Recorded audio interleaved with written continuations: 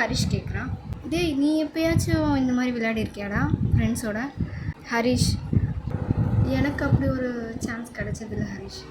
Because சின்ன வயசில் ஃபுல்லாக நான் ஹாஸ்டலில் தான் வளர்ந்தேன். அப்போது படிச்சுட்டே ஒர்க் பண்ணிகிட்ருந்தேன். ஸோ அதனால் எனக்கு என்னோடய கெரியரை பில்ட் பண்ணணும், நான் பெரிய ஆளாக வரணுன்ற மைண்ட் செட் மட்டும்தான் இருந்துச்சு. அதே மாதிரி எனக்கு ஃப்ரெண்ட்ஸ் யாரும் இல்லை. ஸோ நான் இந்த மாதிரிலாம் விளையாடினதில்லை ஹரிஷ். ஆனால் இப்போ எனக்கு இதெல்லாம் கிடைக்கிறதுக்கு காரணம் உன்னோட ஃப்ரெண்டு தான்.